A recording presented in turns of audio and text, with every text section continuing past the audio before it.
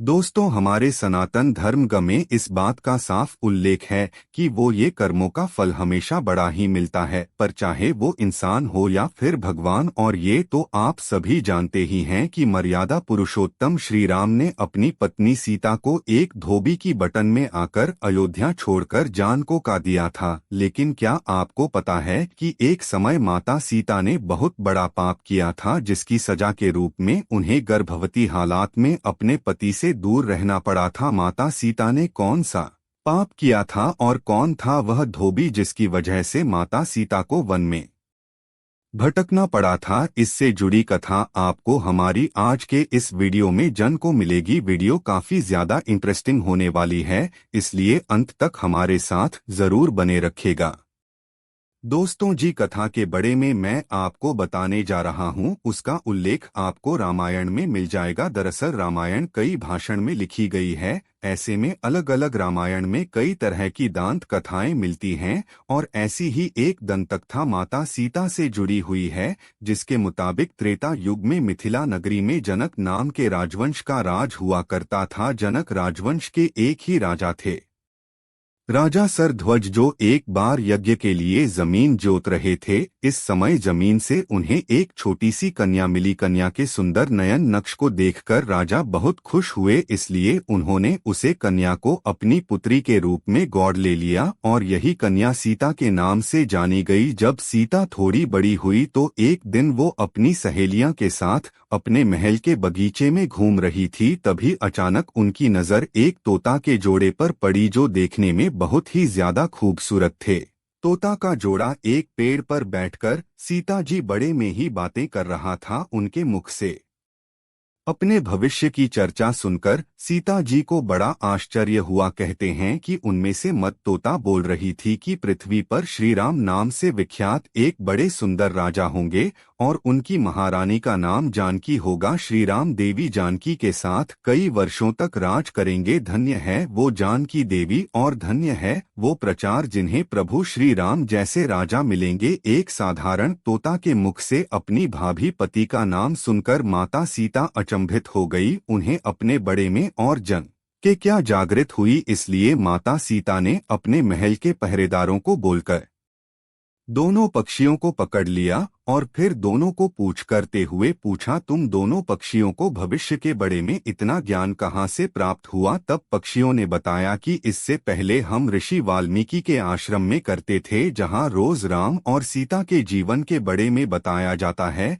इसलिए हमें उन दोनों के बड़े में हर चीज कंठस्थ याद हो गई है। सीता जी ने जब यह सुना तो उन्होंने सोचा कि ये दोनों पक्षी तो बहुत दिव्या है, क्यों न मैंने बला फुसलाकर अपने जीवन से जुड़ी सारी बातें पूछ लूं। या ये सोचकर माता सीता दोनों पक्षियों से कहती हैं कि तुम दोनों बहुत सुंदर हो, देखो तुम दोनों को डरने की जरूर नहीं है, मैं तुम्हें कोई नुकसान नहीं पहुंचाऊंगी। तुम बस मुझे यह बताओ कि राम कौन है और उनका विवाह जानकी से कैसे होगा? तब दोनों पक्षी बताते हैं, महर्षि वाल्मीकि रामायण नाम का एक ग्रंथ लिख रहे हैं, जिसमें उन्होंने बताया है कि महर्षि ऋषि श्रंग के द्वारा किया गए पट दृष्टि यज्ञ से प्रश्न होकर भगवान विष्णु मानव शरीर धारण करके उनके जस्ट पुत्र के रूप में जन्म लेंगे है, जो कि प्रभु श्री राम होंगे। बड़े होने पर श्री राम महर्षि विश्वामित्र और अपने छोटे भाई लक्ष्मण के साथ हाथ में धनुष लिए मिथिला आएंगे और वहां शिवाजी के धनुष को तोड़कर जानकी से विवाह करेंगे। इतना सुनने के बाद माता सीता उन दोनों पक्षियों को बताती हैं कि जी जानकी की तुम लोग बात कर रहे हो, वो मैं ही हूँ, मैं सीता भी हूँ और मैं जानकी भी हूँ, इसलिए तुम बताओ कि मेरे प्रभु श्री राम कैसे दिखते हैं? इस पर न तोता माता सीता को बताता है कि श्री रामचंद्र का मुख कमल के समान सुंदर है, उनके नेत्र बड़े बड़े और खिले हुए हैं, उनकी नाक ऊंची और भोजी घुटनों तक जाती हैं, उनका गला शंकर के समाज है और उनकी सुंदरता का क्या वर्णन करूं, उनके गुना का बखान तो 100 मुख वाला भी नहीं कर सकता। दोनों पक्षी आगे एक साथ कहते हैं, माता जानकी आप सकते हैं, जो आपको रघुनाथ जी की पत्नी बने का सौभाग्य मिला है, आपकी जोड़ी तीनों लोकन में सबसे अद्भुत होगी। इतना सुनकर देवी सीता पुनः उनसे सवाल पूछती हैं और वह तोता का जोड़ा फिर से उनके सवालों का जवाब देता है और इस तरह से देवी सीता जी सवाल पूछती जाती हैं और तोता का वो जोड़ा जवाब देता राहत है।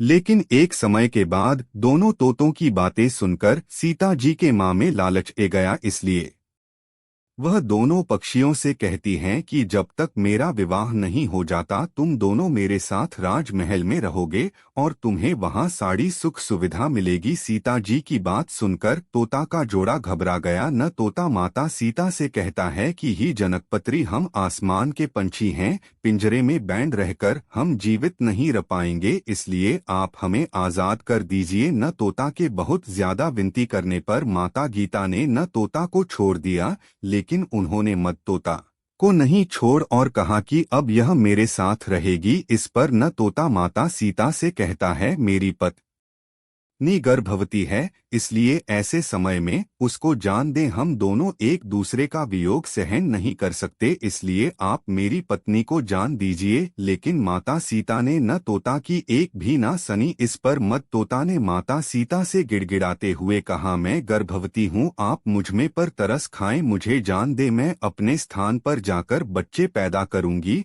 और आप चाहेंगे तो उसके बाद में फिर से यहाँ ए जाऊंगी। लेकिन देवी सीता अभी भी मत तोता को छोड़ने को तैयार ना थी। उसे पर वादा तोता को गुस्सा ए जाता है और वह माता सीता को श्राप देते हुए कहती है कि जी तरह तुमने गर्भावस्था में मेरे पति से मुझको अलग कर दिया है, वैसे ही गर्भावस्था दौरान तुमको भी पतिवियोग सहाना पड़ेगा। इतना कहकर मत तोता वहीं अपने प्राण त्याग देती है। मत तोता के प्राण त्यागने के कुछ समय बाद न तोता भी अपनी पत्नी के वियोग में प्राण त्याग देता है, लेकिन प्राण त्यागने से पहले वो माता सीता से कहता है कि तुमने जो कर्म किया है तुम्हें उसकी सजा मिलकर रहेगी और तुम्हें सजा दिलाने के लिए मैं मनुष्यों से भारी श्री राम की नगरी अयोध्या में इंसान रूप में जन्म लूंगा और मेरे ही कारण तुम्हें पति के वियोग का दुख उठाना पड़ेगा। कहा जाता है कि तोता की बात सुनकर माता सीता को बहुत दुख हुआ, लेकिन तब तक बहुत डर हो चुकी थी